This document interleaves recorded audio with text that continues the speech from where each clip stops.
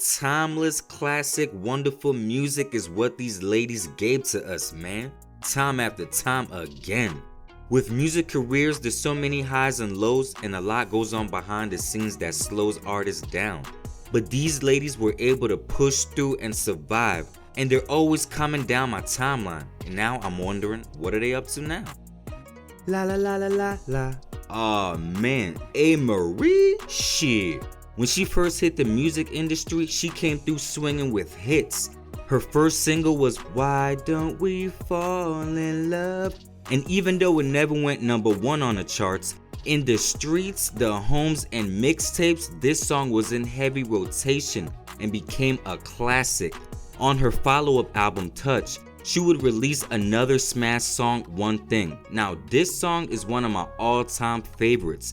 The beat and up-tempo of it is sick. Shit, I remember a bunch of rappers freestyling on it. Just another classic. She would release 2 more albums back to back after Touch, but they didn't do good as the first 2, as she was moving from label to label and says the labels weren't promoting the album like they should have. But around the time of her second album is when a lot of confusion started happening. There's always been industry talks of Beyonce and J-Lo stealing Amerie's sound and style, which was heavy on the go-go music that she was influenced by. The music producer Rich Harrison was the one that gave Amerie her big break, as they met in DC when she was going to college. Rich Harrison is also from DC, so his go-go influence was heavy, and this is the sound they try to make for Amerie, which they were successful at doing. Now Rich also working with Beyonce and J-Lo may have caused some conflict of interest, because as a music producer, you're trying to make every song the next big one. And if you're working with other big artists like J-Lo and Beyonce, it's fair to say you're gonna try to make them hot and replicate the sound that works. Harrison is responsible for Beyonce's Crazy in Love, which people feel like is a copy of Amerie's One Thing. He also did J-Lo's Get Right song, which is supposed to have the same feel as One Thing. So around this time, that One Thing sound and feel is what people were gravitating to. It's even said that the record labels wanted J-Lo on the One Thing song instead of Amerie. But once Amerie found out about this, she leaked the song herself before the labels could intervene and give J-Lo the song. So because of this, Rich Harrison cooked up the Get Right song for J-Lo. And all of these songs may sound the same because Rich Harrison did them all. So this has always been the talk that Beyonce and J-Lo stole her sound. But honestly, Crazy in Love don't sound close to One Thing, but that's just me because everyone else says otherwise. So while this original sound helped to make Amerie's career big, it may have got the momentum taken away by bigger artists with the same sound. So she fell back on the music industry for the longest. She was still dropping music, but that hard determination and drive just faded away. But now, she has got back to music and performing at shows and living her life peacefully. She's been happily married since 2011, published a children's book, and started her own book club. So she's unbothered and staying away from you fuck niggas. I see you, girl, keep doing your thing. Angel of mine. Ooh, don't let me get started now.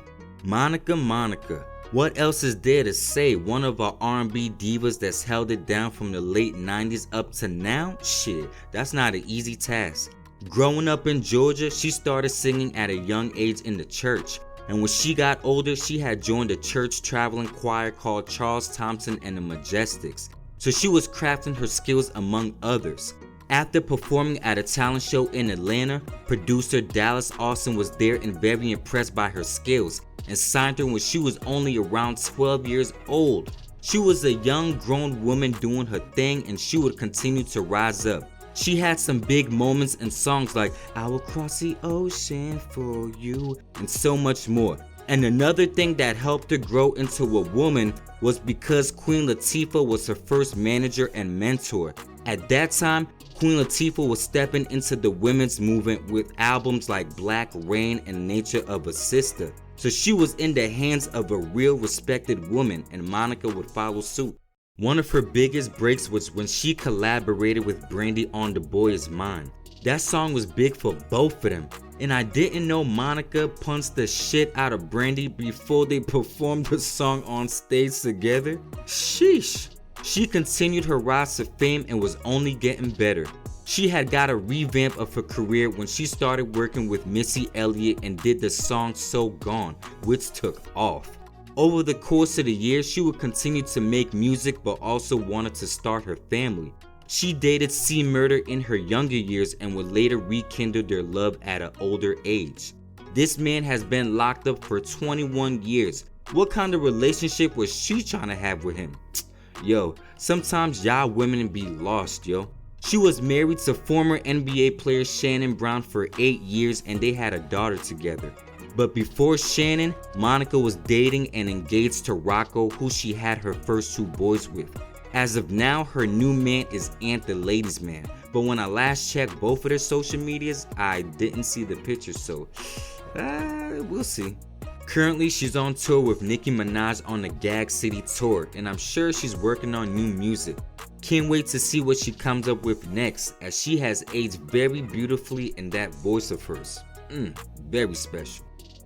Alicia Keys. Ooh wait, the multi-talented artist can do it all. Sing, act, play piano, she is well diverse. And for the most part, her career has been pretty smooth. Born and raised in New York, she has always had a love for music. But it wasn't until her mom made her take piano lessons at the age of 4 that she would tap into her full music potential. She attended the Professional Performing Arts School in Hell's Kitchen, Manhattan. And here's where she started grooming herself to be a professional singer. Her debut album, Songs in the Minor, came out in 2001, and right away her first single, Fallin', was a hit, and they did a good job of highlighting her piano skills, cause she's always incorporated this in her music and shows. With follow-up singles like A Woman's Worth, she became a voice of peace and calm. Song after song she was dropping hits. If I Ain't Got You, Diary, oh my god, it's too many to name. As her career grew, she started expanding and started acting, as she was in the movies Smoking Aces and The Nanny Diaries. While putting out fire albums back to back to back, she met Swizz Beatz and started dating, and 2 years later got married.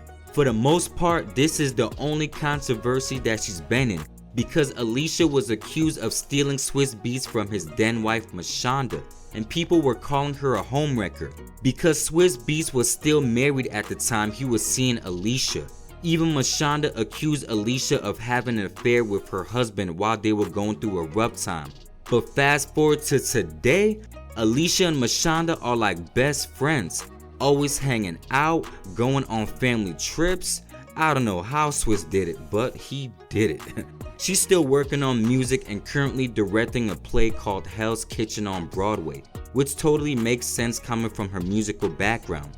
This woman has kept a drama-free career for the most part, and that's hard to say about most celebrities.